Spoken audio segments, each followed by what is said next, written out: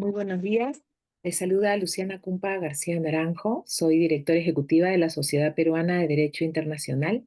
En esta ocasión me permito darles la bienvenida al tercer seminario de Léxico Internacionalista para Comunicadores que organiza la Sociedad Peruana de Derecho Internacional con el gentil auspicio de la Universidad Antonio Ruiz de Montoya. En primer lugar, y para empezar esta jornada, vamos a escuchar las palabras de inauguración de este evento por parte del embajador Óscar Maurtua de Romaña, presidente de la Sociedad Peruana de Derecho Internacional.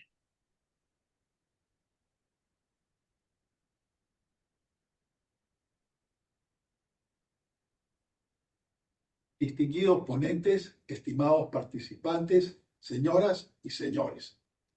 Me es grato darles la más cordial bienvenida al tercer seminario de Léxico Internacionalista para Comunicadores, una iniciativa que la Sociedad Peruana de Derecho Internacional promueve con especial entusiasmo, convencida de la importancia de construir puentes entre el lenguaje jurídico internacional y el quehacer comunicacional.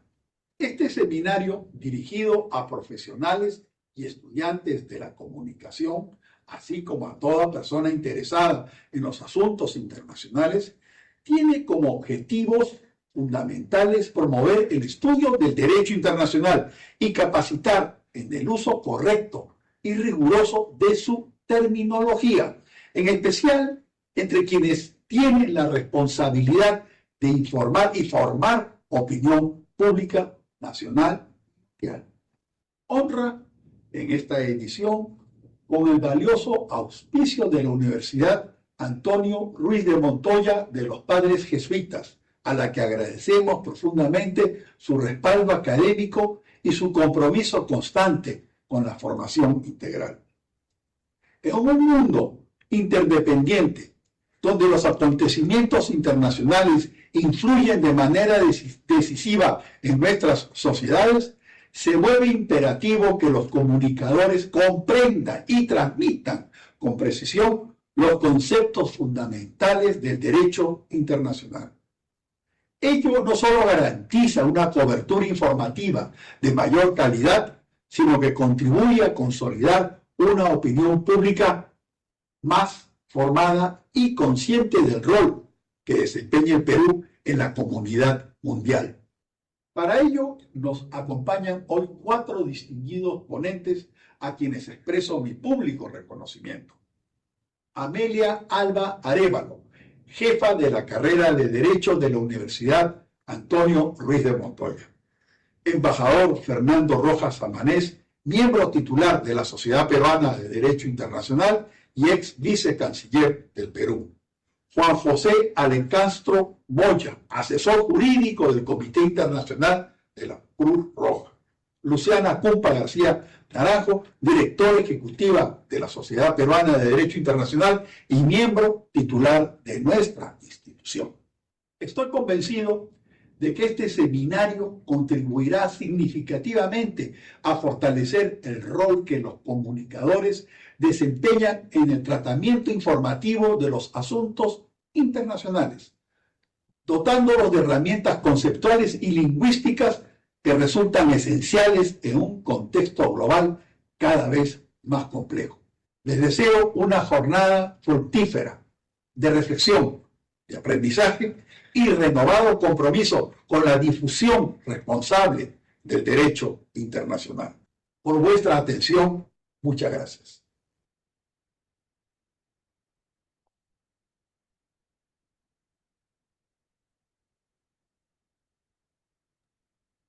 Estas fueron las palabras inaugurales del embajador Óscar Maurtua de Romaña, presidente de la Sociedad Peruana de Derecho Internacional. Y a continuación vamos a tener las palabras de saludo del doctor Eduardo Vega Luna, decano de la Facultad de Ciencias Sociales de la Universidad Antonio Ruiz de Montoya. Doctor, buenos días. Muchas gracias por acompañarnos esta mañana. Muy buenos días, Lucero. Quiero expresar un saludo cordial en primer lugar al presidente de la Sociedad Peruana de Derecho Internacional, al doctor Óscar Maurtua, a todos los miembros de esta sociedad que año tras año viene desarrollando este seminario de léxico internacional para comunicadores, a mi colega Amelia Alma y por supuesto a usted que está dirigiendo este seminario. Para la Universidad Antonio Ruiz de Montoya es un verdadero honor poder trabajar de manera conjunta con la Sociedad Peruana de Derecho Internacional y poder organizar por segundo año consecutivo este seminario internacional. Creo que en las circunstancias actuales adquiere una mayor relevancia el que los comunicadores, las comunicadoras, tengan un manejo adecuado de aquellos términos, de aquellas palabras que se utilizan en el derecho internacional. Desde la mirada de la universidad, sin duda el tema de derechos humanos y del derecho internacional de los derechos humanos adquiere hoy en día una importancia tremenda. Palabras como crímenes de lesa humanidad, palabras como progresividad en los derechos humanos, eh, temas que tienen que ver con la convencionalidad y la obligatoriedad del cumplimiento de compromisos internacionales que han sido firmados por los estados o la no discriminación adquieren hoy en día una relevancia importante en el contexto internacional, tal como lo ha venido señalando el doctor Oscar Maurtua.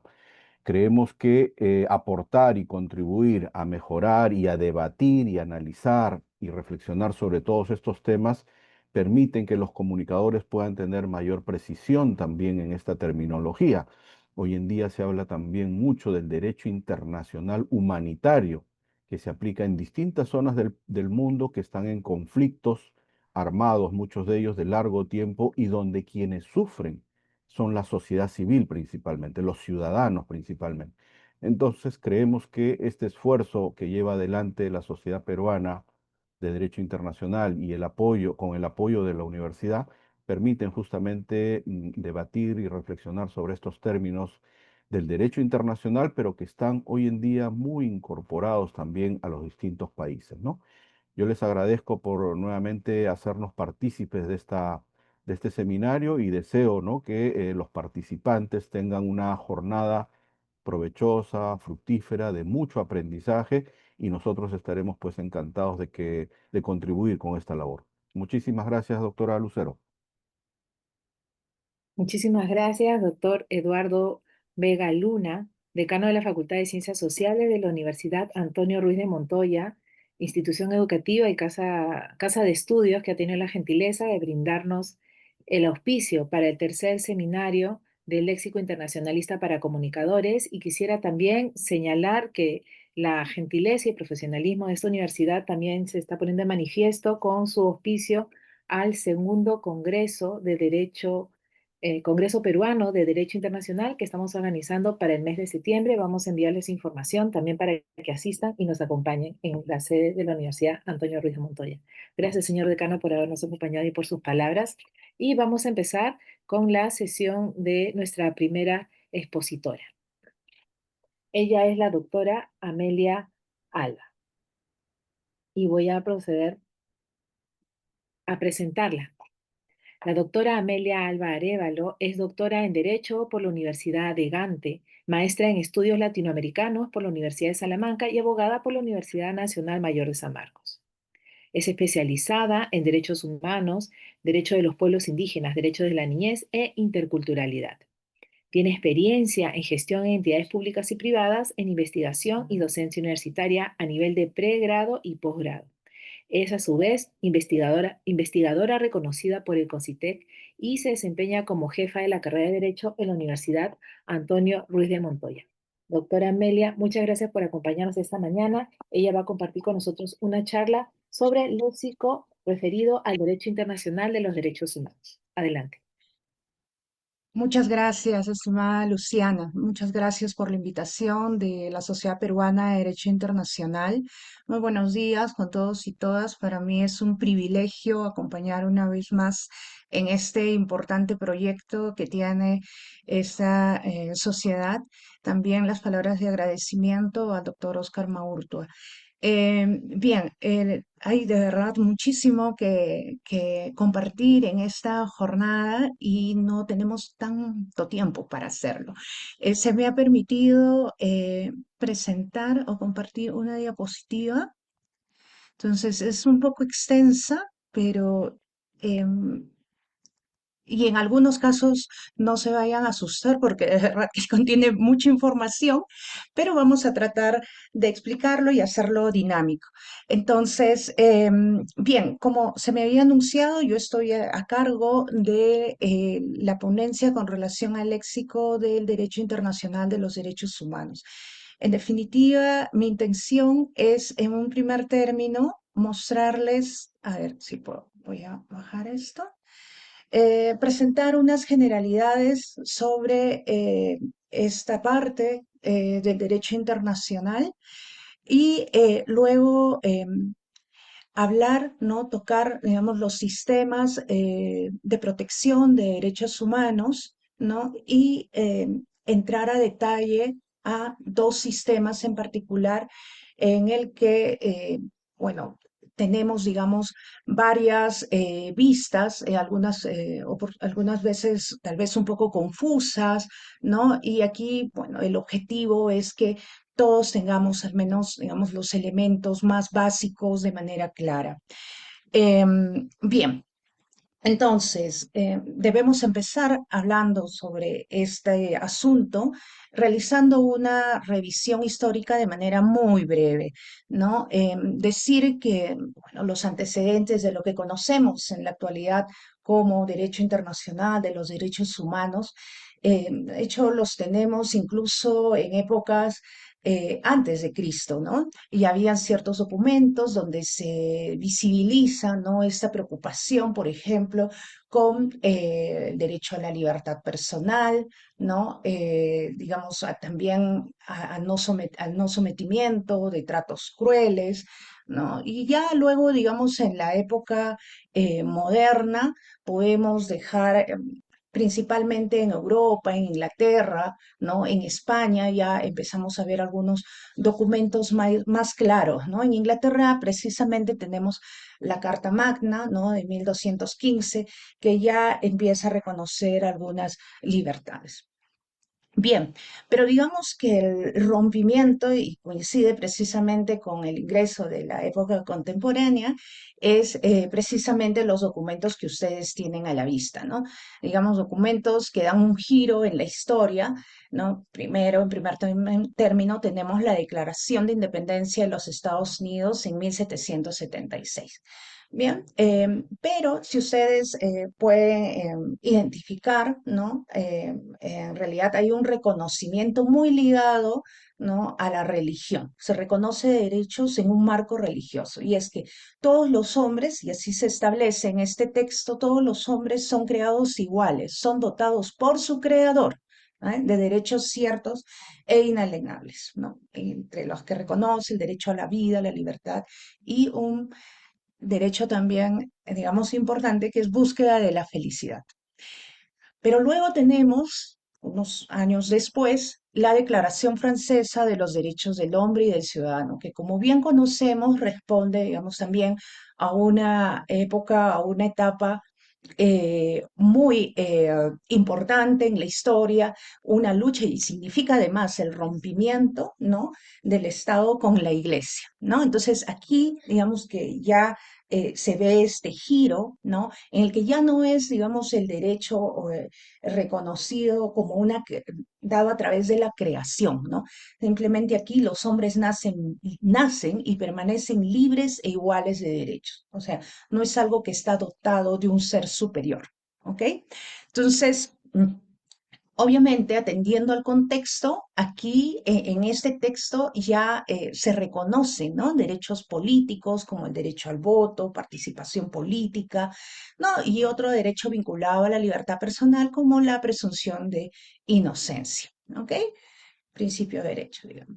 Luego tenemos el Bill of Rights, que es la Carta de Derechos de 1791, perdonen, ¿no? Que se constituye, se conforma con las 10 primeras enmiendas de la Constitución, ¿no? Y en el que se garantizan derechos y libertades como, por ejemplo, la libertad de expresión, libertad de religión, principios relacionados al debido proceso y al derecho a un juicio justo.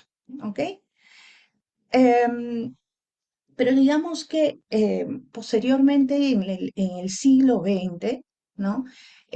¿Podemos nosotros avisorar o podemos nosotros realmente identificar, es el término más preciso, identificar, digamos, un desarrollo muy interesante y constante, ¿no? De los derechos humanos? En definitiva, es un siglo que está marcado, ¿no? Por cambios muy importantes, por dos guerras mundiales que empujan, ¿no? Que empujan realmente, ¿no? A que, digamos, la sociedad y los estados discutan, ¿no? Sobre la necesidad de tener, digamos, una normativa internacional de protección a los derechos humanos. Pero bien, antes de que sucedan las guerras ya a nivel regional, ¿no? En el continente americano, eh, digamos, en el marco de las conferencias y de las reuniones que, eh, que tenía la Unión Panamericana, ¿no? En esa época no existía la Organización de Estados Americanos, pero existía, digamos, ya esta fuerza, estas ganas de los diferentes estados nacientes también de conformar esta unión, ¿no? En esta unión, en el seno de esta Unión Panamericana, ¿no? Se debaten instrumentos y se aprueban instrumentos además, ¿no? Relacionados con derechos a la extranjería, ¿no? Tenemos la Convención sobre Asilo, ¿no? También, digamos que es muy interesante que también haya existido desarrollo, ¿no? Sobre los derechos de la mujer, ¿no? Y miren ustedes, muy tempranamente, en 1933, tenemos ya la Convención sobre Nacionalidad de la Mujer, ¿no? Internacionalmente también, obviamente, teníamos un cambio también en el relacionamiento del trabajo, ¿no? Debido a la revolución industrial, ¿no? Y es por ello, y luego precisamente de la Primera Guerra Mundial, que se crea la Organización Internacional del Trabajo. Digamos, yo estoy mencionando organismos que de repente los hemos escuchado y que luego los voy a graficar para poder ubicarnos, situarnos muy bien en lo que es, digamos, las diferentes áreas, ¿no? Unidades que funcionan dentro de u órganos, para ser más precisa, de las Naciones Unidas. Pero aquí tenemos la Organización Internacional del Trabajo, ¿no? Que ya empezaba a adoptar convenios relacionados con temas laborales, ¿ok? Relacionados con la protección de trabajadores en horas de trabajo, condiciones del trabajo nocturno, las labores de la niñez, por ejemplo, ¿no? También de las mujeres, ¿no? No olvidemos, y ahora está tan comentado, ¿no? Que teníamos también, digamos, en ese contexto, la encíclica Rerum Novarum, ¿no? Del Papa León XIII. Y bien, luego de la Primera Guerra Mundial también se firma la Conferencia de Paz de París en 1919, en la que se redefinen las fronteras, ¿no? ¿Y esto qué significa? Que en esta redefinición de fronteras se incluyen en estos nuevos estados, ¿no? Precisamente a las minorías, ¿no? Y es así también que digamos que se da importancia a cubrir y a proteger los derechos de estas minorías, ¿no? En definitiva, vemos que en 1919, con la creación del Pacto de Sociedad de Naciones, una condición para obtener la membresía en dicha sociedad era el respeto a las minorías. Bien, pero llega un momento clave, ¿no? Para el desarrollo del derecho internacional de los derechos humanos. En 1945 se, eh, se aprueba la Carta de las Naciones Unidas, ¿no? Esa carta es sumamente importante porque contiene 12 de referencias a los derechos humanos propiamente, ¿no? Eh, Establece además principios como la autodeterminación, no discriminación y derechos humanos, ¿no? Estábamos, no olviden, en un contexto colonial. Existían todavía muchos eh, eh, espacios, bueno, que ahora son países totalmente independientes, pero en esa época, cuando se da la carta, estaban, digamos, sujetos a un régimen colonial, ¿no? Entonces, es en 1960 donde se da la declaración sobre la concesión de independencia a los países y pueblos coloniales. ¿Por qué es importante la Carta de la ONU? Y luego posteriormente, bueno, se aprueba, ¿no? Se adopta la Declaración Universal de los Derechos Humanos, ¿ok? En 1948, insisto. Es importante porque a ver, quien luego tenga, digamos, mayor curiosidad, ¿no? Podría revisar los artículos 55 y 56 de la Carta de la ONU. En realidad, la Carta de la ONU es un documento que tiene una intención bastante marcada en, eh, en establecer, ¿no? Y en promover la paz en el mundo, ¿no? Insisto, después de las atrocidades de la Segunda Guerra Mundial. Entonces, se deja entrever, digamos, como un principio general, esta soberanía subordinada, ¿no? De los estados y se están sometiendo, digamos, a los mandatos, ¿no? Que se establecen en esta carta. Entonces, hay un imperativo de paz, supresión del derecho a la guerra, el jus bellum, ¿no? Y luego también, digamos, hay una, digamos, hay un compromiso, la palabra es un compromiso de desarrollar y promover los derechos humanos. También, ¿no? Se establece una soberanía limitada a la dignidad humana, ¿no? Se establecen límites internos. Por un lado, tenemos estos límites internos constitucionales, que lo vamos a ver más adelante, y los límites externos supraestatales, ¿ya? O sea, ya a nivel de estados, ¿ok? Luego, otro cambio importante es que el ser humano como sujeto de derecho es considerado como sujeto de derecho internacional en el que los estados se comprometen nuevamente a proteger, ¿no? Y se dan tres vertientes de desarrollo. Como se ha mencionado, el derecho internacional humanitario, personas que están en situaciones de conflicto armado, que entiendo que esto va a ser desarrollado en una siguiente ponencia el día de hoy. El derecho internacional de los refugiados, ¿no? De esos individuos, ¿no? De personas que se ven forzadas a salir de sus países de origen. Y luego tenemos el derecho internacional de los derechos humanos, que protege a personas en todo tiempo, ¿no? Y favorece su pleno desarrollo. Yo diría en todo tiempo y en toda condición, ¿ok? De hecho, la carta, ¿no? La Carta de las Naciones Unidas es muy enfática al señalar que los derechos humanos, o sea, el compromiso de proteger los derechos humanos sin importar, digamos, la condición social, la raza, el origen étnico de las personas, entre otros, ¿verdad?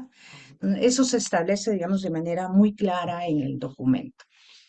Ahora, ¿qué podemos entender sobre derechos humanos?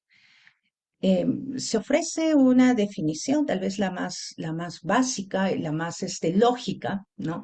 Es que son aquellos derechos de que las personas poseen por el hecho de ser solamente seres humanos. ¿Ok? Independientemente de las características individuales y sus circunstancias sociales, ¿no? Es por ello que les indicaba que en la carta muy claramente, ¿no? Se establece, ¿no? Toda persona, sin distinción de su condición social, de la raza, ¿no? De la religión, ¿no? De la lengua, ¿no? Entonces, no hay distinción que valga ni condición que valga para que un ser humano goce de estos derechos, ¿ok?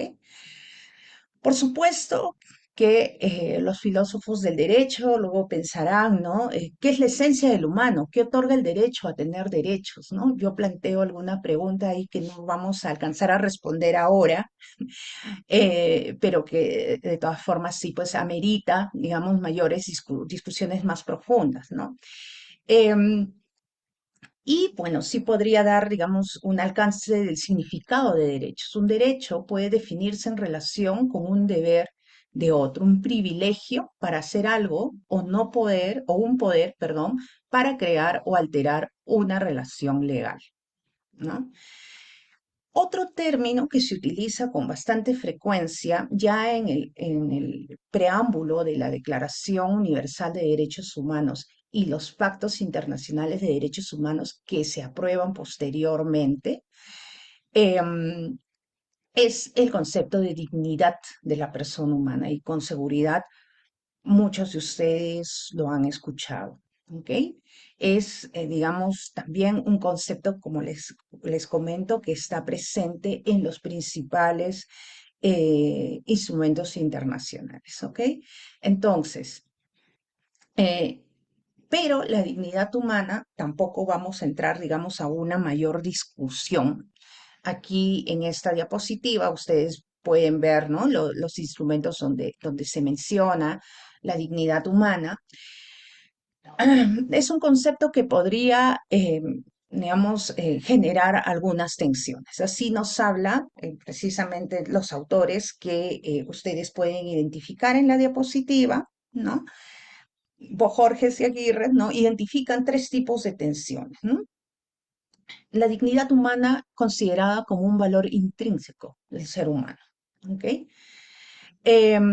Entonces, en esta primera tensión se establece si esta dignidad acaso no es una natural o es otra, por el contrario, otorgada a través de la norma. O sea, o el individuo nace con él, ¿no? O es artificial, pues, que es otorgada a través de la norma. ¿Ok? Entonces aquí hay una discusión entre los naturalistas y los positivistas.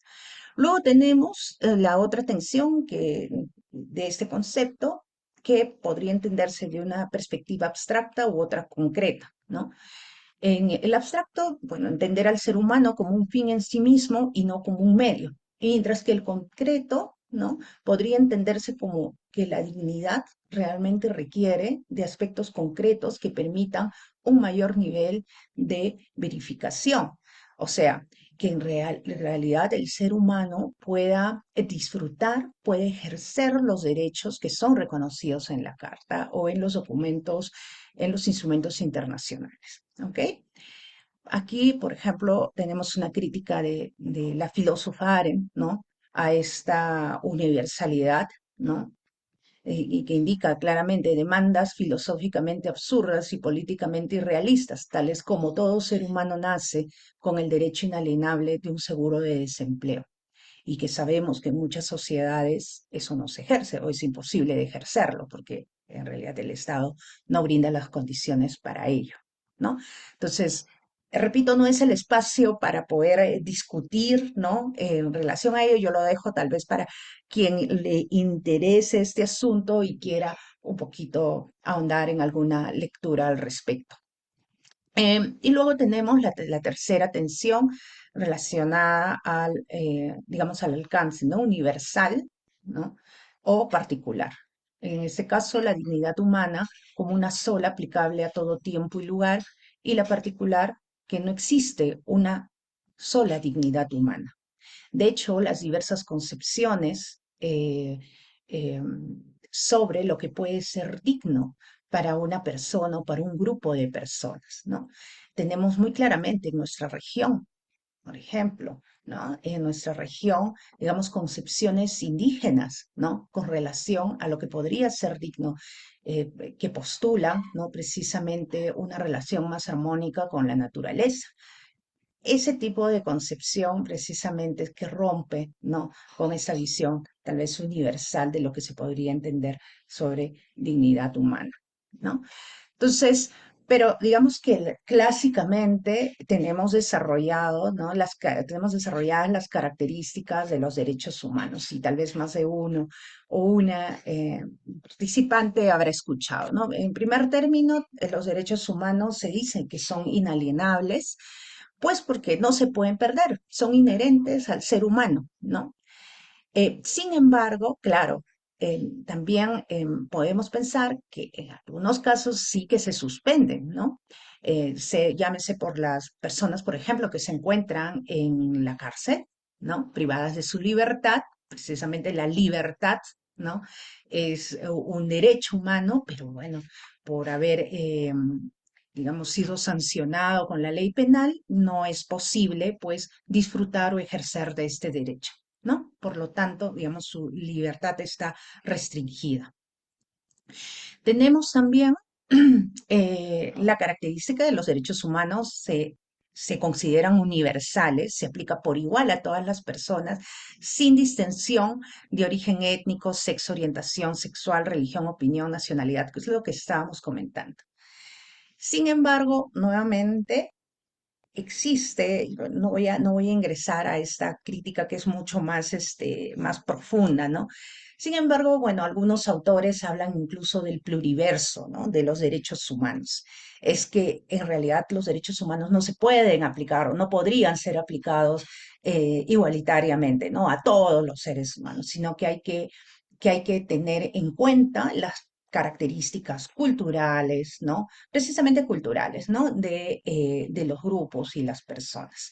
Luego tenemos, ¿no? La otra característica, indivisibles e interdependientes, ¿no? Hay una relación intrínseca entre los derechos humanos y el disfrute de un derecho humano depende de otros, ¿no? Luego también escucharán ustedes o habrán escuchado que se habla de derechos humanos relacionados a la primera generación, segunda generación, tercera generación. Los derechos humanos que se incluyen dentro del grupo de la primera generación son aquellos que se basan en la Declaración de los Derechos del Hombre y del Ciudadano, principalmente, habíamos visto, recuerdan, en la Revolución Francesa se habían incorporado, ¿no? Esos derechos civiles, ¿no? Y también políticos, ¿no? Entonces tenemos el derecho a la libertad, el derecho a la vida, ¿no? eh, Derechos políticos como derecho al voto, ¿no? Derecho a la reunión, a la asociación. Estos son los derechos de primera generación. Pero por supuesto que debían surgir los derechos de la segunda generación, ¿no? Esto se cristaliza en el Pacto Internacional de Derechos Económicos, Sociales y Culturales. Hace un momento en una diapositiva me refería sobre los pactos internacionales de derechos humanos. Cuando hago referencia a ello, en realidad estoy hablando de dos pactos. Un pacto, el primero, el Pacto Internacional de Derechos Civiles y Políticos, y el otro es el Pacto Internacional de Derechos Económicos, Sociales y Culturales. ¿Ok? Y este pacto, el de derechos económicos, sociales y culturales, claro, va más allá, obviamente, de los civiles y políticos y precisamente sí se requiere de una intervención clara del Estado para asegurar, para garantizar, ¿no? El ejercicio de estos derechos. Aquí ustedes tienen como ejemplo, ¿no? Muy clásico, digamos, dentro de este grupo, el derecho al trabajo, el derecho a la salud, ¿no? El derecho a la educación, ¿no?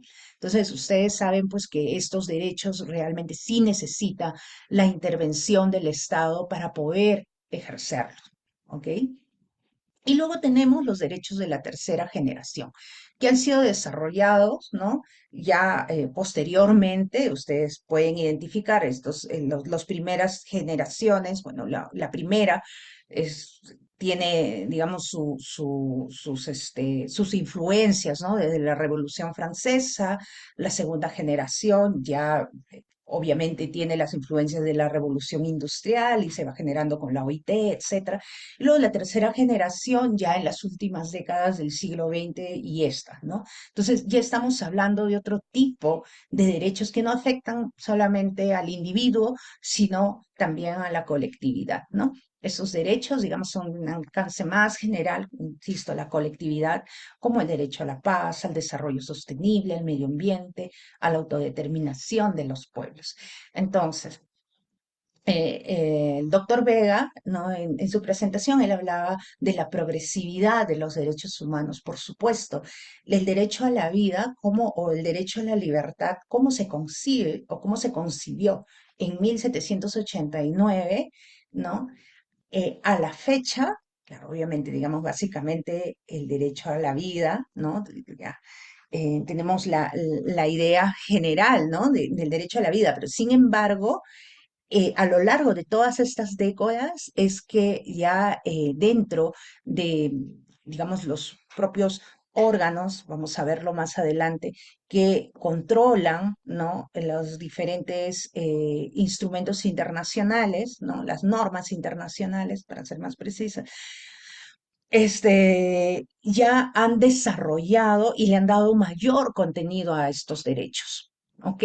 Entonces, en estos casos, pues, vamos a encontrar, insisto, mayor desarrollo, ¿no? De estos derechos, lo que resulta bastante interesante, ¿no? Imagínense ahora, pues, con toda la revolución que implica la inteligencia artificial. Entonces, ya es necesario repensar, por ejemplo, el derecho al trabajo, ¿no? Es necesario también repensar el derecho a la educación. Entonces, van avanzando estos derechos. Em, y bien, el derecho internacional de los derechos humanos admite, ¿no? peticiones individuales o denuncias por parte de individuos concretos, ¿ok? Sobre la violación a su derecho. O tal vez a la persona, ¿no? Personas también que están siendo dañadas, ¿no? Promueve por eso la protección de las personas frente a los estados y a otros individuos y el goce de sus derechos, ¿ok? Los tratados de derechos humanos generan obligaciones erga omnes, o sea, de cada Estado frente a la comunidad internacional. Cuando escuchen erga omnes, es esta obligación de cada Estado frente a la comunidad internacional. No es de Estado a Estado, no, es del Estado frente al resto. ¿Ok? Genera un deber de solidaridad entre Estados, ¿no? Precisamente, ¿no? Vinculado a ese digamos, al espíritu de la Carta de las Naciones Unidas, que hablábamos de un compromiso internacional general, ¿no? de promoción y respeto para los derechos humanos. Bien, como fuentes tenemos los tratados, ¿no? la costumbre internacional, principios generales del derecho reconocido por las naciones civilizadas. Ok, y aquí también, de manera muy general, tal vez lo estoy presentando de manera incluso bastante básica, tenemos los sistemas de protección de derechos humanos. Aquí no he incluido, digamos, el sistema nacional, eso lo voy a dejar totalmente al final. Pero sí me gustaría que nos situemos porque tenemos un sistema universal de protección de derechos humanos y tenemos sistemas regionales de protección de derechos humanos. En el sistema universal, nosotros vamos a identificar procedimientos extraconvencionales y procedimientos convencionales, ¿ok? Entre los procedimientos extraconvencionales vamos a referirnos al trabajo que realiza el Consejo de Derechos Humanos, antes Comisión de Derechos Humanos, ¿no? Y el Consejo Económico y Social, ¿no? En el que se establecieron o que emitió, ¿no? dos tipos de resoluciones, la 1235 y la 1503, en el que establecen procedimientos de protección a derechos de las personas. ¿Ok? Y luego tenemos los procedimientos convencionales. Como su nombre lo indica, se originan por una convención, un acuerdo, ¿no? Entre, bueno, el Estado, ¿no? El Estado que acepta o ratifica, ¿no? Un tratado, un convenio internacional. ¿Ok? Entonces, tenemos, por ejemplo, entre los procedimientos convencionales, aquellos que se siguen ante el Comité de Derechos Económicos, Sociales y Culturales, o el Comité de Derechos Humanos, o el Comité de Derechos del Niño. Por favor, no nos asustemos, porque son diversos nombres, pero vamos a llegar a ello para tener un poquito de más orden y claridad. Bien, entonces dejemos de lado lo universal y enfoquémonos en lo regional. En lo regional tenemos tres sistemas, ¿no? de protección a los derechos humanos. Nosotros, en el continente americano, ¿no? tenemos el Sistema Interamericano de Derechos Humanos. Dentro del Sistema Interamericano de Derechos Humanos tenemos dos órganos, ¿no? Que monitorean, que controlan el cumplimiento, ¿no? De las normas convencionales y no convencionales, ¿no? Tenemos la Corte Interamericana de Derechos Humanos y la Comisión Interamericana de Derechos Humanos, ¿ok? En Europa se tiene el Sistema Europeo de Derechos Humanos con el Tribunal Europeo de Derechos Humanos y luego tenemos el Sistema Africano de Derechos Humanos que tiene su Comisión Africana de Derechos Humanos y de los Pueblos y la Corte Africana de Derechos Humanos y de los Pueblos. ¿Ya? Entonces, los componentes esenciales de los sistemas de protección de derechos humanos es, por un lado, tenemos los instrumentos de protección y por otro, los mecanismos de protección. ¿Ok? Cuando hablamos de instrumentos de protección, nos referimos al marco normativo, donde se reconocen los derechos humanos que los estados se comprometen a garantizar dentro de sus respectivas jurisdicciones. El ejemplo clásico en nuestro sistema, ¿no? Interamericano es la Convención Americana de Derechos Humanos. Ese es nuestro marco normativo, ¿ok? Es de carácter convencional, de carácter vinculante, ¿no? Ahora, esos instrumentos convencionales pueden adoptar diversos nombres. Puede adoptar el nombre de pacto, tratado, convenciones, cartas o protocolos, ¿ok?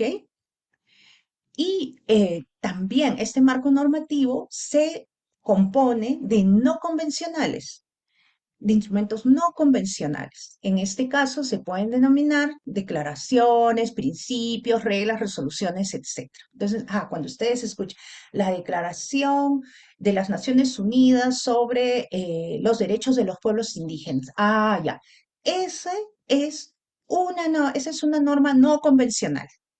Es decir, no tiene carácter vinculante y en el derecho se les conoce como derecho blando o soft law, ¿ok?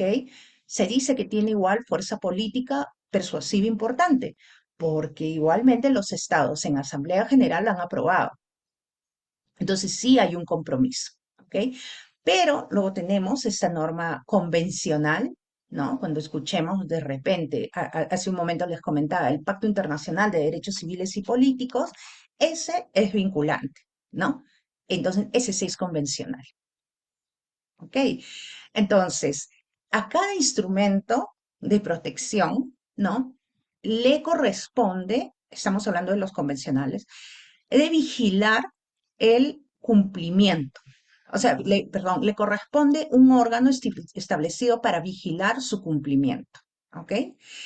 En el sistema de las Naciones Unidas existen otros órganos que tienen orígenes y desarrollos distintos a los convencionales y se los conoce además como mecanismos extraconvencionales de protección, que lo vamos a ver. ¿Qué tenemos que revisar dentro de nuestra constitución política, o sea, internamente? En la constitución política debemos revisar dos artículos importantes referidos a este asunto. El artículo 55 que establece que los tratados celebrados por el Estado y en vigor forman parte del derecho nacional. ¿Ok? Y luego el 56 ya establece un poco, ¿no?, el procedimiento que los tratados deben ser aprobados por el Congreso antes de su ratificación por el presidente de la República, siempre que versen sobre las siguientes materias y entre ellas está la de derechos humanos. Ustedes sabrán que, bueno, la Constitución política tiene un conjunto, ha reconocido un conjunto de derechos. Hay una lista, ¿no? El artículo 2, pero tenemos el artículo 3, que es una, digamos, una cláusula abierta, se le conoce, ¿no? Números apertos. Es una cláusula abierta en la que da la oportunidad en que derechos que no están mencionados en esa lista, ¿no?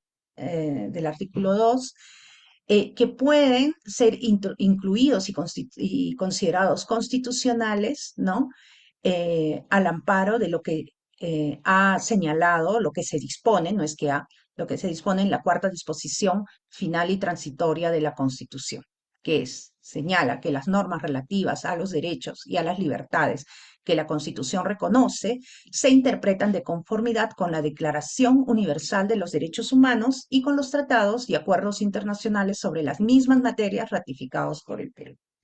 Es por ello que, por ejemplo, ustedes habrán escuchado, bueno, algunos decían, pero la consulta previa no está pues en la Constitución, no está en la Constitución, pero el convenio que hemos visto, que es una norma convencional, ¿no? Convenio 169, ¿no? Sí es parte de nuestra legislación nacional. Y por lo tanto debería tener, o tiene, no es que debería, tiene rango constitucional. Esa ha sido, de hecho, la interpretación en varias sentencias del Tribunal Constitucional.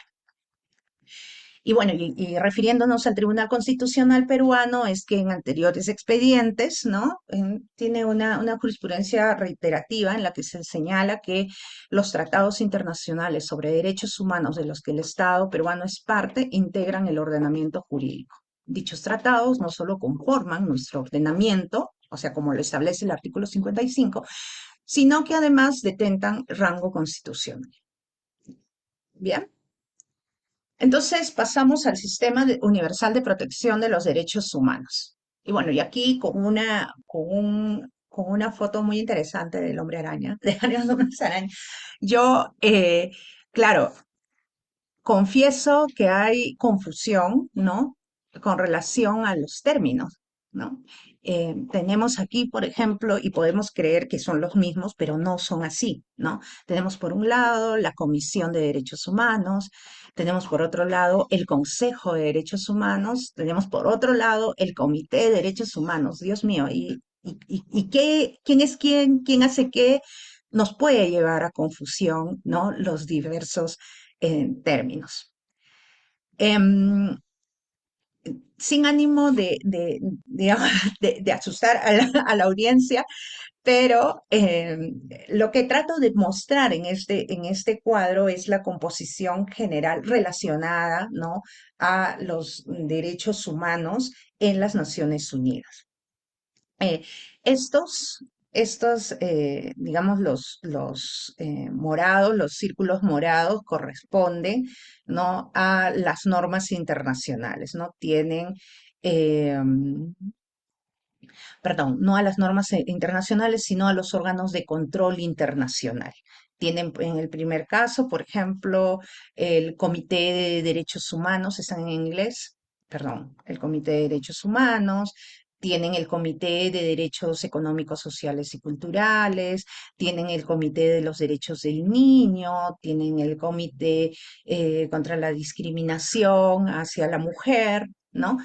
Em, digamos, estas reportan al Consejo Económico y Social y luego nosotros visibilizamos que hay un Consejo de Derechos Humanos, ante el cual reportan los relatores por país y temáticos. También tenemos un comité asesor del Consejo de Derechos Humanos, ¿ok? Y luego también ustedes habrán escuchado hablar de la Secretaría General de las Naciones Unidas, de quien depende el Alto Comisionado de las Naciones Unidas para los Derechos Humanos. Bien, también habrán escuchado hablar de la Corte Internacional de Justicia. Esta Corte Internacional de Justicia, ¿no? Resuelve o conoce y resuelve casos relacionados, ¿no? Entre estados, ¿no?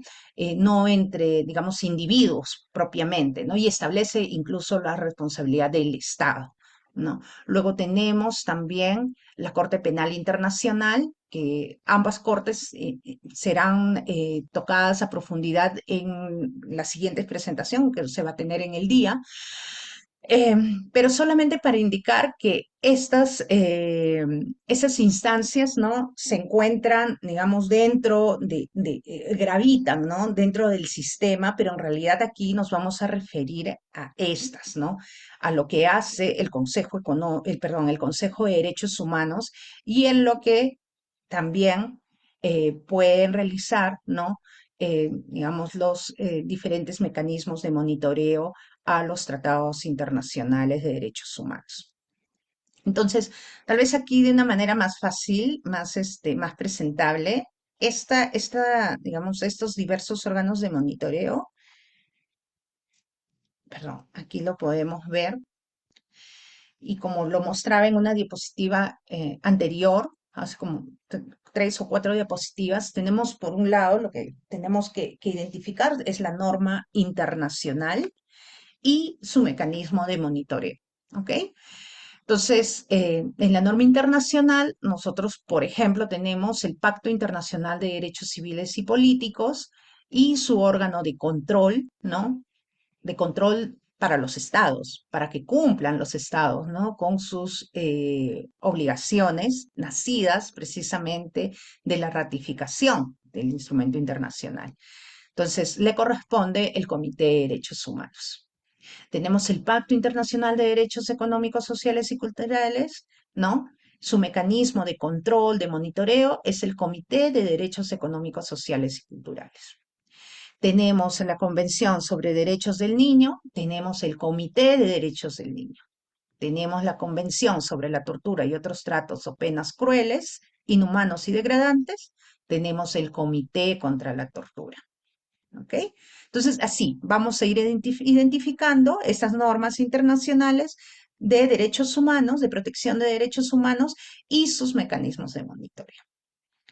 Estos órganos, o sea, estos comités, ¿ya? Se componen de un número reducido de expertos independientes elegidos por los estados partes, ¿no? Mantienen independencia y autonomía durante el tiempo que asumen el cargo, normalmente son 4 años. Es muy interesante porque ustedes, si les interesa el tema, quieren profundizar, ¿no? Van a encontrar la página, bueno, la página de las Naciones Unidas y van a identificar ahí o van a buscar información sobre el Comité de Derechos Humanos, por ejemplo, o Comité de Derechos del Niño, o cualquiera de los comités que ustedes ven listados, y van a tener acceso a las comentarios generales, observaciones generales, ¿no? Que este comité conformado por expertos ha desarrollado, ¿no? Por temática. Un informe muy interesante de hace 2 años sobre el derecho al medio ambiente, ¿no? De los niños, ¿no? Precisamente ya hablando, digamos, de las generaciones futuras, ¿no? Del derecho de las generaciones futuras. ¿Qué mundo le estamos dejando a estas generaciones futuras, ¿no? Y el comité hace toda una reflexión, incluso la necesidad de dar el espacio necesario para que los niños puedan participar de manera eficiente, ¿no? De manera clara, que no sea, digamos, no sea un invitado más en estos foros, sino que realmente tenga una voz a tomar en cuenta, ¿no? Y se reconoce la labor de los niños, digamos, en el cuidado al medio ambiente, precisamente porque ellos son quienes heredarán, ¿no? Todo el daño que estamos haciendo a la fecha. Entonces, ahí también yo imagino que las diapositivas les serán alcanzadas a ustedes. Ahí dejo el enlace, ¿no? Y para que puedan ustedes tener acceso y revisar, porque lo hacen por temática, ¿no? Incluso para las personas con discapacidad, ¿no? El Comité sobre Derechos de Personas con Discapacidad desarrolla largamente qué podemos entender eh, por el artículo 12 relacionado precisamente a la capacidad de estas personas, ¿no? Entonces, digamos, cuestiones bastante controversiales, tensiones, ¿no? Que en la práctica sugieren y que estos mecanismos de monitoreo tratan de resolver y brindar herramientas para que los estados puedan cumplir adecuadamente con sus obligaciones. Bien, esa diapositiva tiene mucha información, pero tal vez lo que tenemos que identificar son digamos, tres formas en las que el procedimiento extraconvencional, o sea, no es a través de de una convención, puede realizarse para el control, ¿no? Del cumplimiento de derechos humanos por un Estado. Está a cargo del Consejo de Derechos Humanos, ¿no? Que realiza un examen periódico universal. Luego también puede conocer los procedimientos permanentes, y luego también se puede generar, ya esto ya no es, digamos, a través del Consejo, pero sí pueden existir los procedimientos especiales, ¿no? Relacionados con la conformación de relatores especiales por temática o por país. Bien, entonces ustedes habrán escuchado igual sobre el examen periódico universal, que es la situación de cumplimiento de los derechos humanos que el Estado brinda cada 4 años. ¿Ya? Se da a través de la información suministrada por el propio Estado examinado, ¿no? Es una compilación preparada por la Oficina del Alto Comisionado de las Naciones Unidas de la información contenida de los informes de los órganos de los tratados, ¿no? Procedimientos especiales y otros documentos oficiales, ¿no? Luego también se permite información creíble y fidedigna adicional, ¿no? De otras organizaciones, principalmente organizaciones civiles, ¿no? Eh, que obviamente también alcanzan esta información adicional. Entre los procedimientos permanentes contamos con dos tipos de procedimientos, como ya se había indicado, uno de carácter público y el otro de carácter confidencial. El público, digamos, se presenta ante la violación de derechos humanos y de libertades fundamentales, incluida la política de discriminación racial, segregación y la política del apartheid. En todos los países y en particular en los países y territorios coloniales y dependientes, se atienden a través de un debate público por las graves violaciones de derechos humanos, ¿no? Se establece un órgano especial de investigación en estos casos.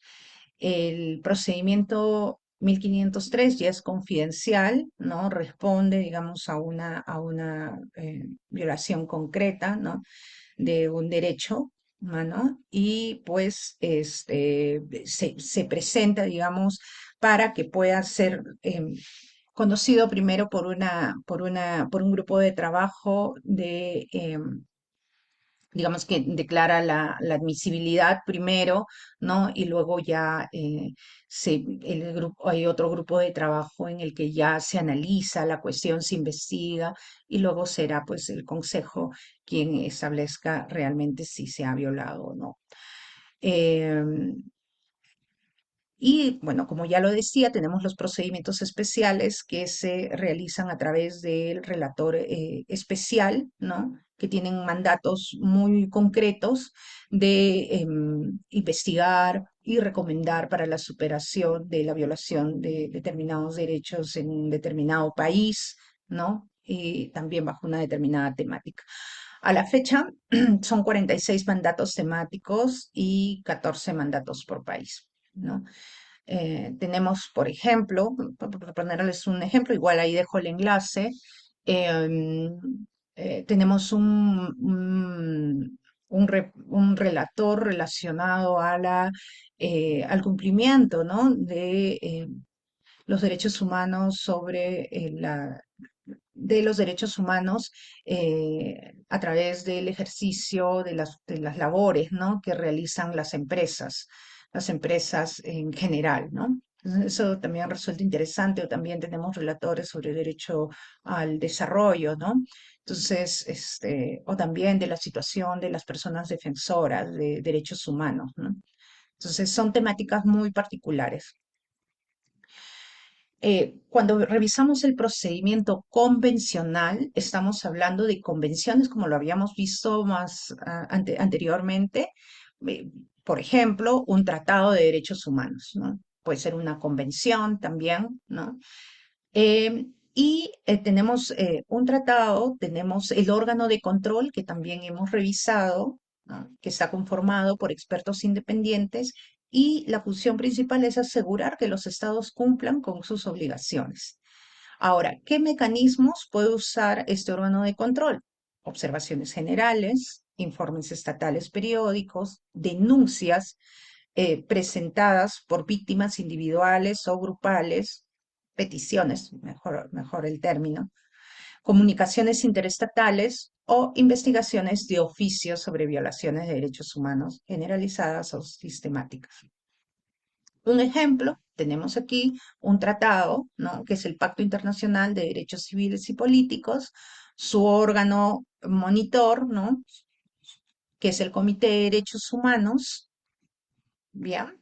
Y los mecanismos que utiliza el Comité de Derechos Humanos para supervisar el cumplimiento de las obligaciones del Estado es a través de informes periódicos, denuncia entre los Estados partes y denuncia de los particulares, ¿no? Y bueno, y aquí tenemos digamos, la ruta, el tránsito, ¿no?, desde la presentación hasta la opinión final, ¿ok?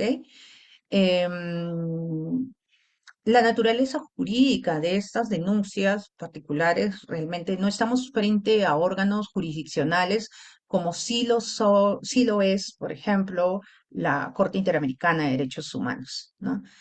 Em, pero sí, sí, pues digamos que es las decisiones que tienen, sí, pues tienen una carga, tienen nuevamente este peso fuerte, ¿no? Peso bastante considerado, pues que es parte, ¿no?, digamos, de un tratado, una convención en la que sí se han obligado a cumplir los derechos, ¿no? Perdón, los estados, no las personas, los estados. Entonces, presentación y admisión. Cualquier persona a la que se le haya violado sus derechos puede presentar una petición. Agotados los recursos internos, salvo cuando la tramitación de los recursos se prolonguen injustificadamente. Y el Estado deberá probar lo contrario. A ver, el segundo punto es bastante importante porque es una constante en relación a todos los órganos ante los cuales se presenta una petición referida a la violación de algún derecho. Y es que una de las condiciones de admisibilidad a cualquiera de estos requiere, ¿no?, que se hayan agotado los recursos internos. ¿Qué son los recursos internos? Es haber acudido al sistema de justicia nacional para que resuelva dicha violación. ¿Qué tenemos en el Perú? Por ejemplo, en el Perú tenemos procesos constitucionales que nos permiten a nosotros defender nuestros derechos, ¿ok?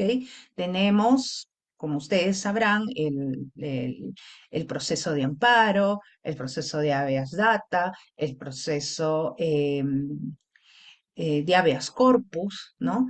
Entonces, digamos, cuando se agoten todo ello, se llega hasta el Tribunal Constitucional, la persona, ¿no?, que se considere vulnerada todavía en sus derechos puede acudir a a esta instancia, ¿ok? Entonces es necesario a la jurisdicción internacional. Entonces es necesario, pues, que se agoten, digamos, todas las cuestiones internas antes de acudir a algún órgano de control internacional. Bien. Entonces, hay, digamos, dentro del mismo procedimiento la posibilidad de poder solucionar de manera amistosa también, ¿no? Pero si es que no se diera, bueno, se prosigue igual, ¿no?, con el análisis y luego la decisión final.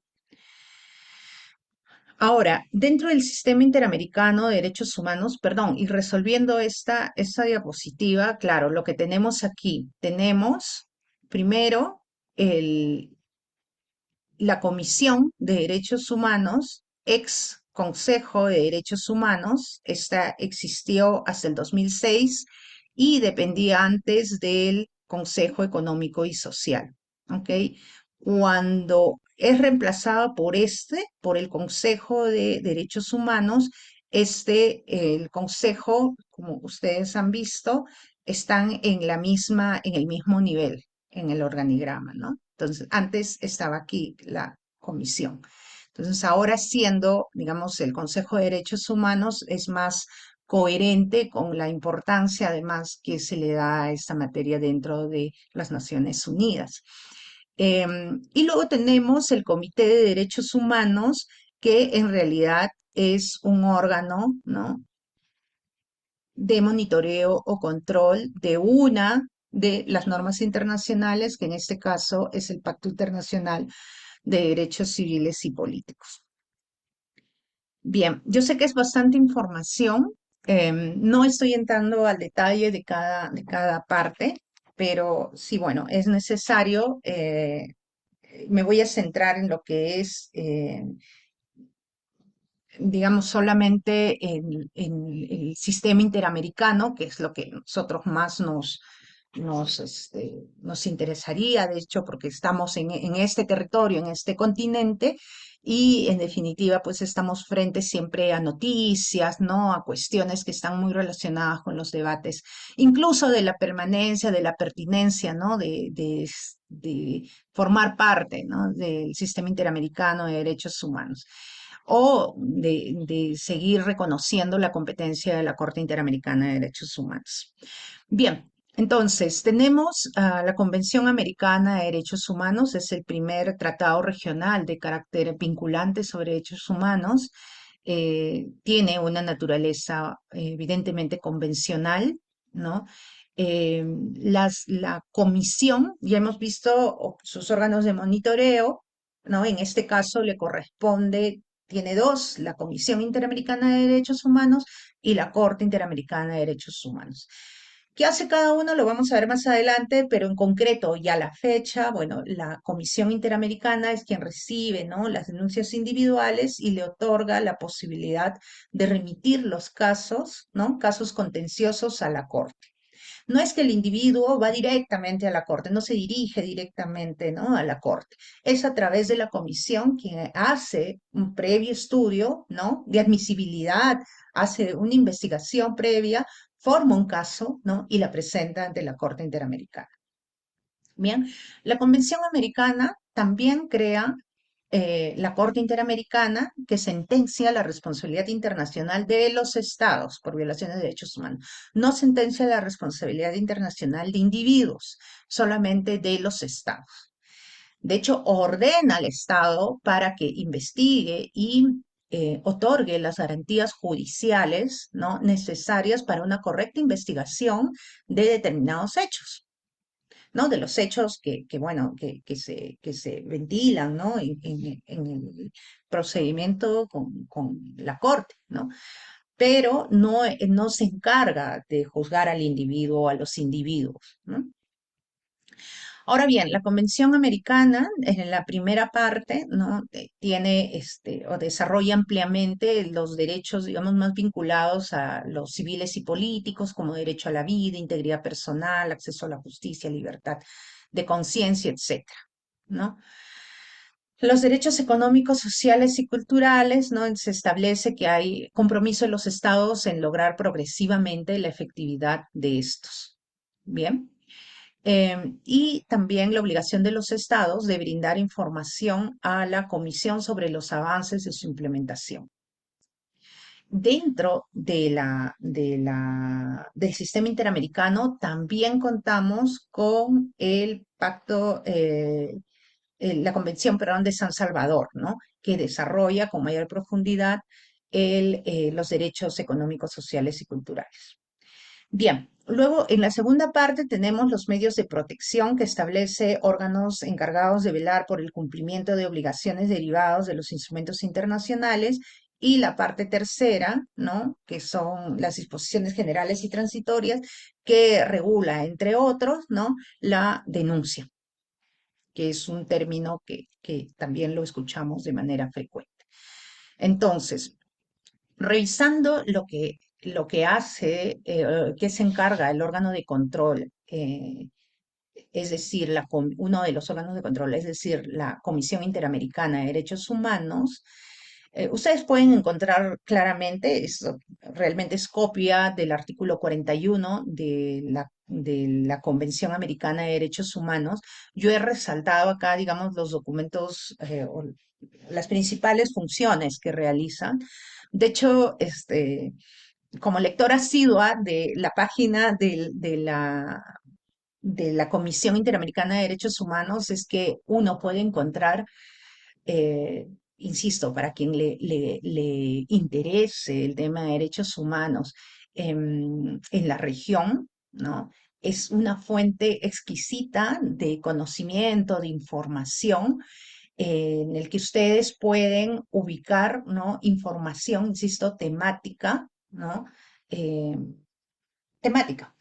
Póngase, por ejemplo, situación de mujeres indígenas, situación de la salud, situación de los derechos humanos en el Perú, situación de los derechos humanos, porque también no solo es temática, sino por países, ¿no? Situación de los derechos humanos en Bolivia, ¿no? Entonces nos dan una fotografía, ¿no? De la situación precisamente de los derechos humanos, brinda recomendaciones, ¿no? Para quienes nos interesa, por ejemplo, derechos de pueblos indígenas, ¿no? Tenemos información ahí bastante profunda, digamos, ¿no? Porque digamos que se alimenta de visitas sin loco que hace, o sea, en el sitio, ¿no? Que hace los expertos, ¿no? También los comisionados. Y tenemos, por ejemplo, informes sobre población en aislamiento, pueblos indígenas en aislamiento y y contacto inicial, aislamiento voluntario y contacto inicial, ¿no? Sobre empresas, sobre la autodeterminación de los pueblos o libre determinación. Entonces, así una temática bastante variada sobre corrupción y derechos humanos también. Hay un informe bastante interesante. Entonces, aparte de la elaboración de estos informes bastante completos y que nos dan una visión integral de lo que sucede en tierras americanas, ¿no? Del continente americano, también la Comisión Interamericana atiende consultas. Bien, atiende consultas por medio de la Secretaría General de la OEA, ¿no? Que le formulen los estados.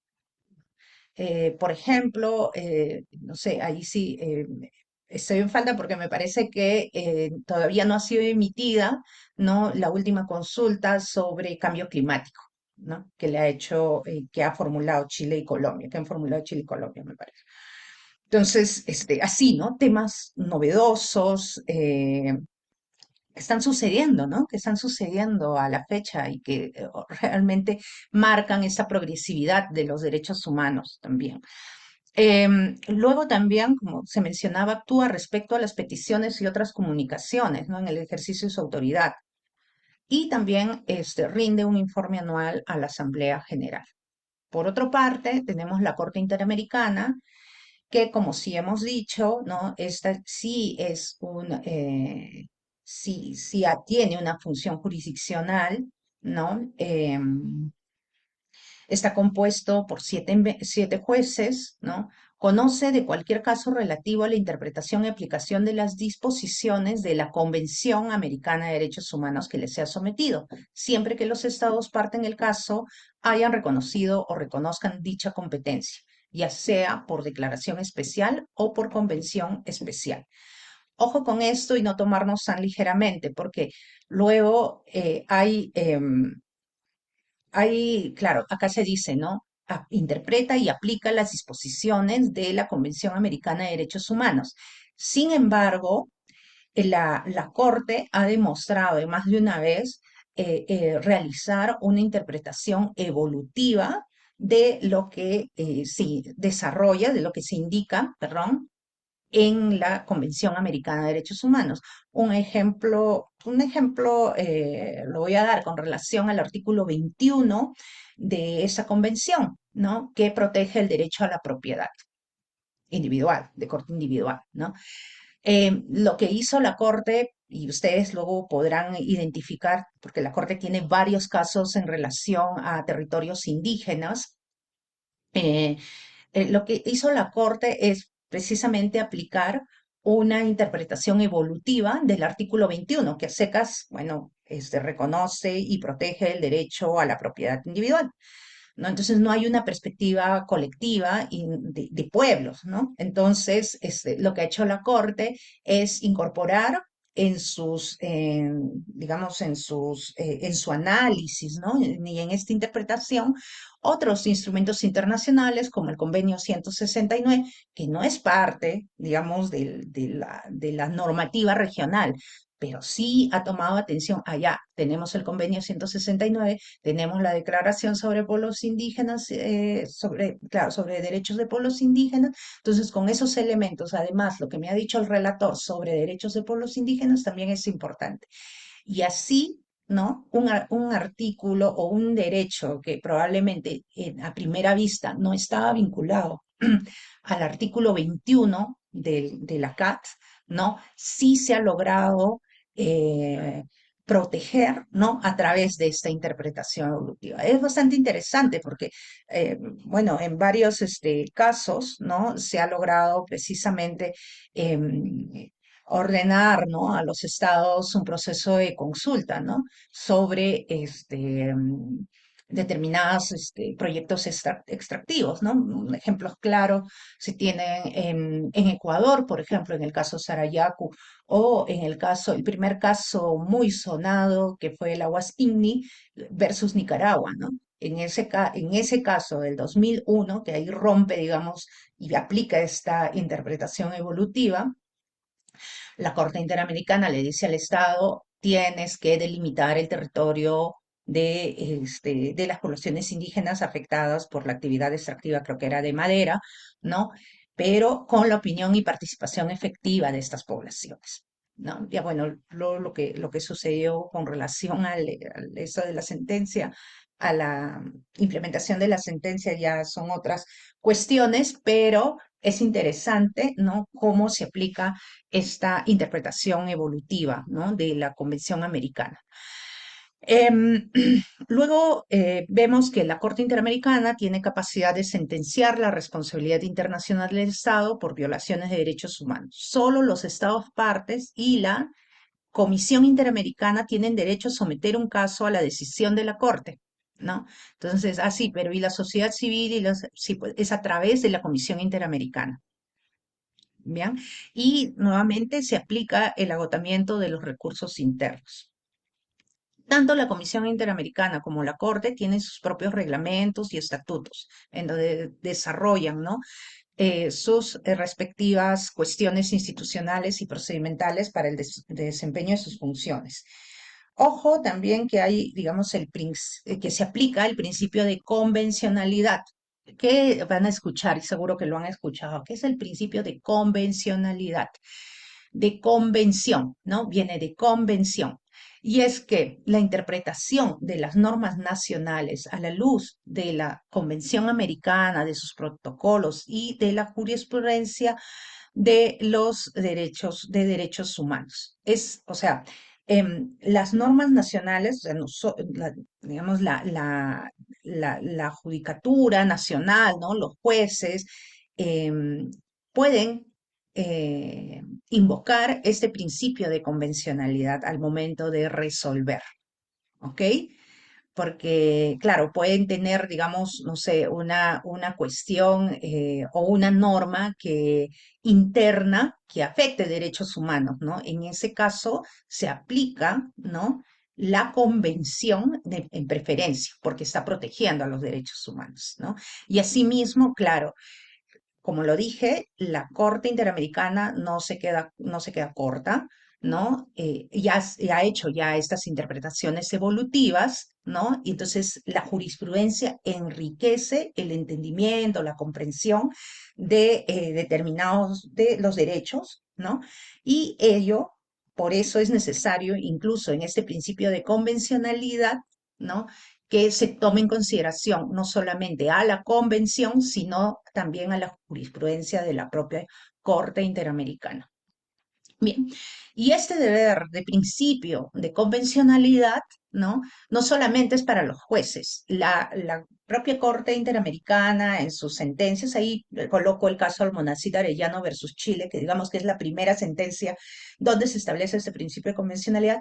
Luego hay otros principios, otras sentencias, ¿no? Donde ratifica y va desarrollando ¿verdad? Y desarrolla y desarrolla, hasta que llega incluso a establecer la Corte que no solamente los jueces, sino también todos los funcionarios públicos en el ejercicio de sus funciones, precisamente, no tienen el deber de aplicar ese principio de convencionalidad.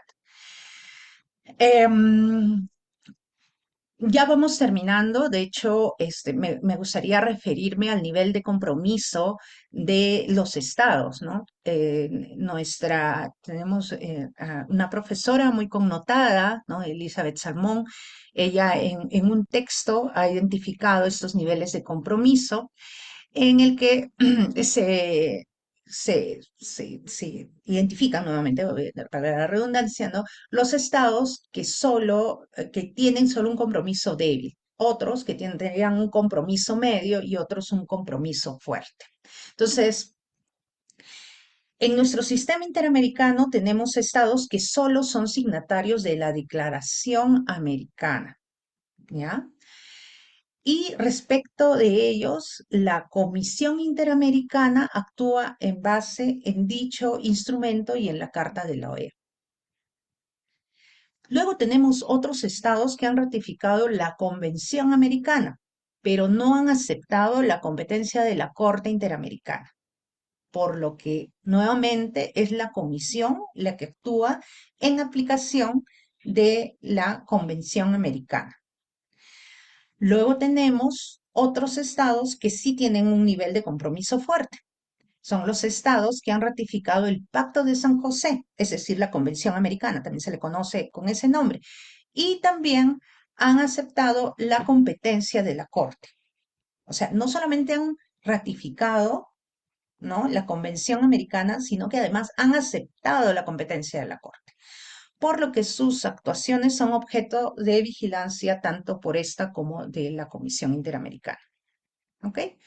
Aquí, de una manera más gráfica, tenemos pues a los estados aquí ustedes identifican, ¿no?, los que han firmado la convención o han ratificado la Convención Americana y que además, ¿no?, han reconocido la competencia de la Corte Americana, perdón, la Corte Interamericana. O sea, se someten a lo que decida la Corte. ¿Ok? Y aquí obviamente está nuestro país, ¿no? Perú. Y la mayoría de países sudamericanos, centroamericanos, vemos pues que solamente firmaron Carta de la OEA, ¿no?, y la Declaración Americana, bueno, Estados Unidos, Canadá, ¿no?, que dicho sea de paso, tienen también varios casitos ahí con la Comisión Interamericana, ¿verdad? Pero la mayoría de estados latinoamericanos tiene, digamos, ha reconocido, ¿no?, la competencia de la Corte Interamericana.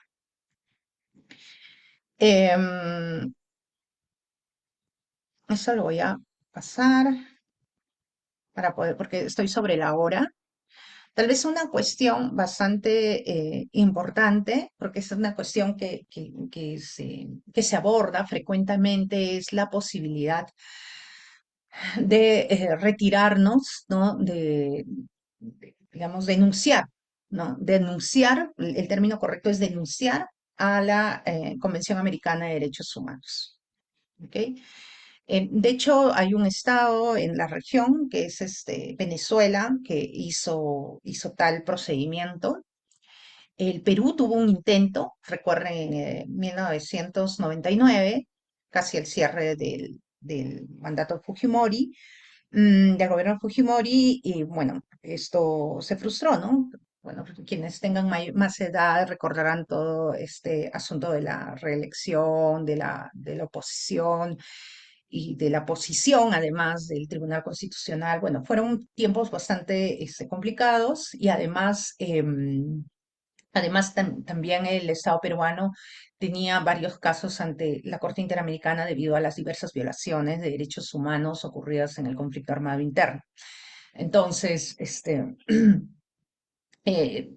se generó, ¿no?, digamos, todo este malestar y contraposición, claro, de aquel gobierno a la pertenencia al sistema interamericano, en particular, ¿no? En particular a la Comisión Interamericana, perdón, a la Comisión, perdón, a la Convención Americana de Derechos Humanos. Perdón, ya voy más de una hora, entonces ya estoy bastante agotada, incluso con la garganta. Bien, entonces, la premisa de la denuncia es que los estados expresan su voluntad al ratificar un tratado. O sea, los estados se están sometiendo por voluntad propia, ¿ok? Eso como punto de partida. Nadie ha obligado a un estado a ser parte de un tratado, de una convención, ¿no? Nadie ha obligado. El estado se obliga soberanamente. Eso, ese punto de partida creo que debemos considerar cada uno de nosotros.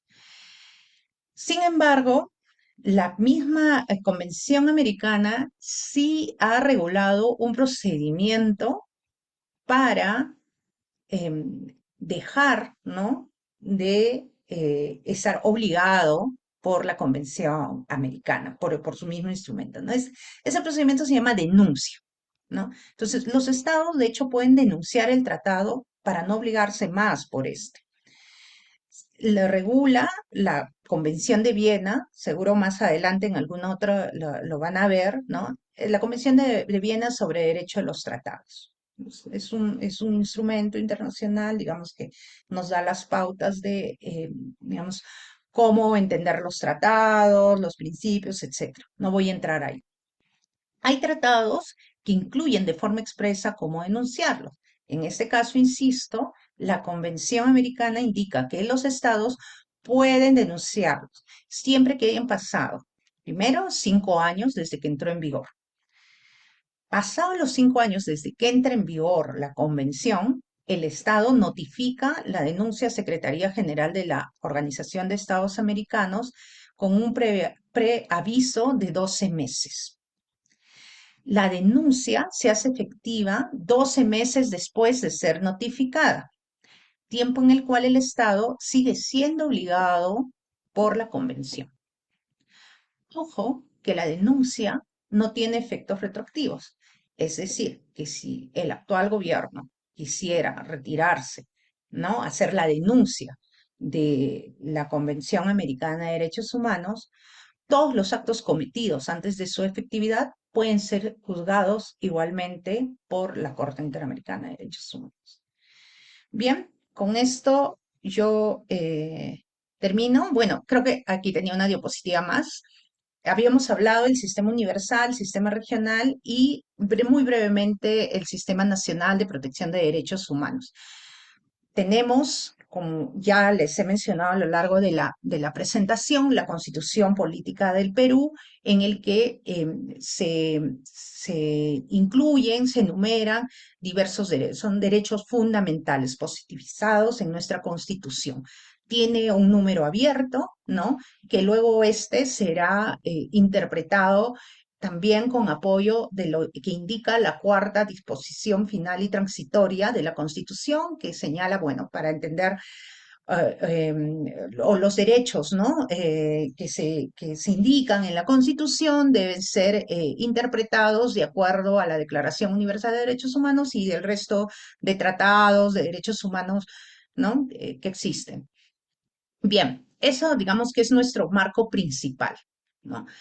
Luego tenemos el Código Procesal Constitucional, aprobado ya hace varios años y que, en 2 décadas, y que tiene regula de manera detallada los procesos de habeas corpus, amparo, habeas data, cumplimiento y el proceso de inconstitucionalidad. ¿Ok? Entonces, sí, se puede proteger derechos humanos a través de un proceso de cumplimiento, por supuesto. Sí se puede hacer. Cuando el Estado, por ejemplo, a través perdón, ante el Tribunal Constitucional ha ordenado al Ministerio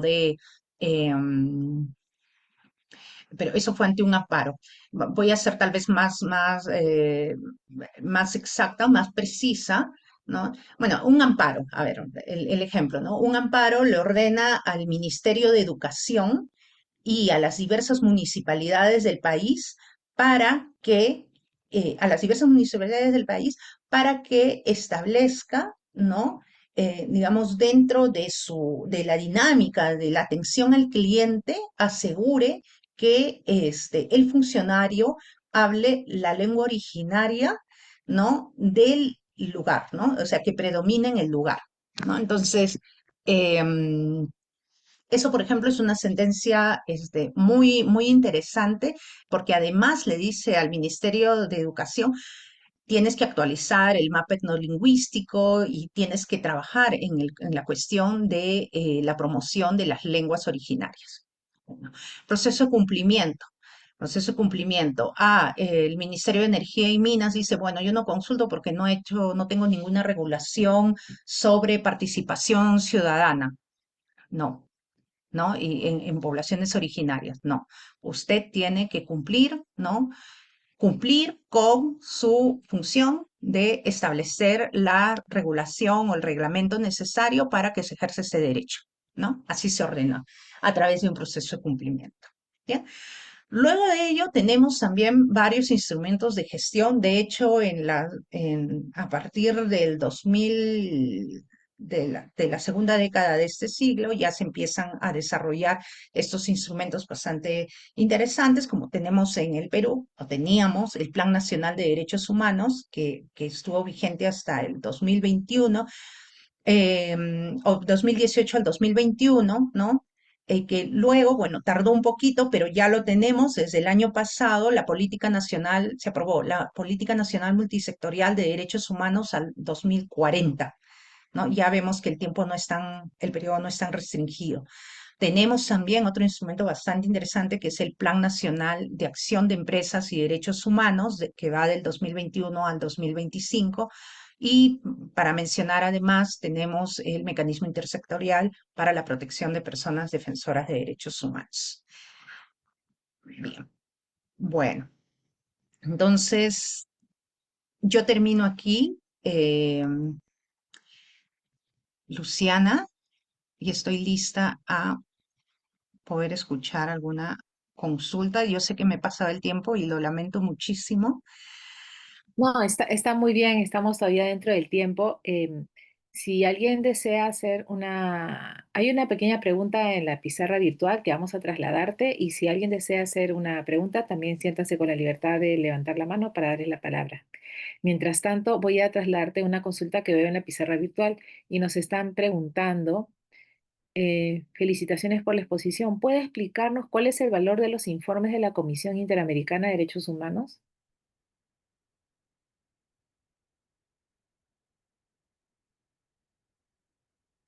Me Ahí. parece que creo Tengo el audio está. apagado. En realidad, claro, estos informes resultan bastante interesantes, perdón, en la cámara, resultan bastante interesantes. En realidad, no es que tengan, digamos, un valor coercitivo, ¿no? O no se constituye para nada en ninguna sentencia, ¿no? Pero sí constituyen un valor muy importante porque recogen, digamos, la situación, ¿no? De boca de los estados, ¿no? De parte de sus representantes, pero también se alimenta de información de la propia sociedad civil. Entonces, es muy interesante además porque contiene recomendaciones, ¿no?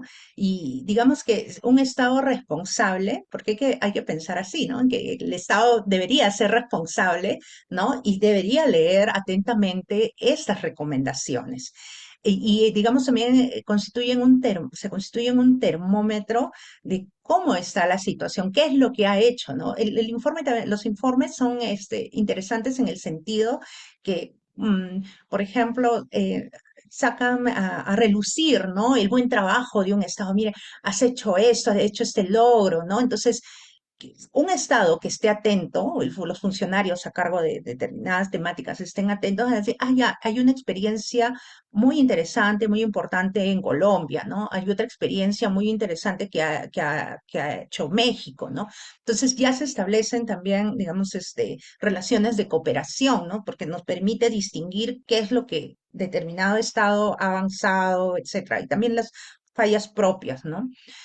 Yo sí recomiendo fervientemente de que revisen, ¿no? Porque sí nos da ese escenario regional, ¿no?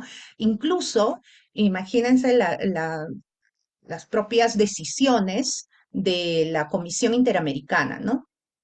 Cuasi jurisdiccionales, pero que también tienen un valor muy interesante, porque incluso esas decisiones han servido, han nutrido a la propia Corte Interamericana en algunos casos, ¿no? Ya les decía en temas de territorios indígenas, ¿no? Que uno le puede dar la vuelta a la Convención americana y no encuentras nada referido, o sea, directamente a ellos, pero que, digamos, se nutre, ¿no? Se nutre con lo que hace, con el trabajo de la Corte, me refiero, ¿no? Que es una decisión, digamos, que sí es obligatoria, que tiene el carácter fuerte, ¿no? Es una, digamos, son jueces, ¿no? Internacionales que, que determinan una responsabilidad del Estado, que es una cuestión bastante importante y de bastante peso.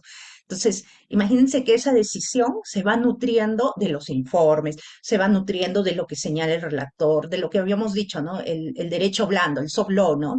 De ello, ¿no? Ah, la declaración dice esto. Entonces, todo ese sustento, ¿no? A la Corte, o mejor dicho, la Corte decide, ¿no? En base, digamos, a todo lo que va alimentando, todo lo que se va desarrollando, ¿no? Por los diversos, órganos, ¿no? Como les explicaba, de monitoreo, incluso hasta lo que dice la Convención perdón, el Comité de Derechos del Niño. O sea, invoca, es muy rico, ¿no? Es muy rico leerlo, aunque no tenga, digamos, ese peso, digamos, el vínculo fuerte que hablamos cuando nos referimos al derecho duro, ¿no? Eso es.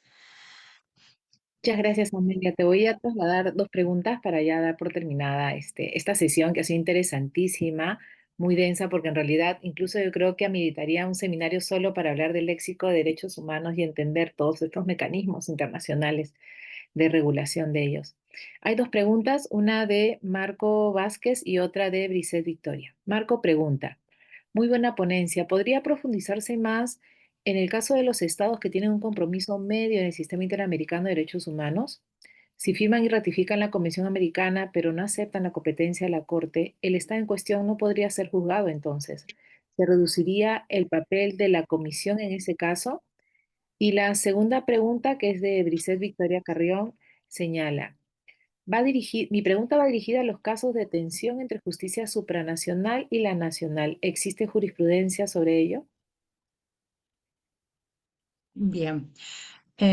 A ver, respecto al primer caso, claro, es que sí, es lógico. Si un Estado no acepta la competencia de la Corte, no se está sometiendo. Y es por voluntad propia, insisto, ¿no?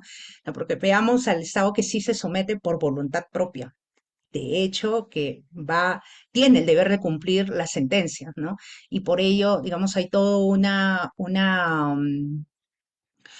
línea, porque eso también es otra cuestión interesante que no me he referido en esta presentación, y era bastante, hay una línea, ¿no? De cumplimiento, o sea, hay una línea de acciones, ¿no? Que también efectúa la Corte Interamericana para monitorear el cumplimiento, ¿no? O sea, tienes una sentencia y qué vale tener la sentencia, ¿no? Entonces, un Estado se puede mostrar que haya reconocido, la competencia, simplemente decir, bueno, yo no hago nada, ¿no?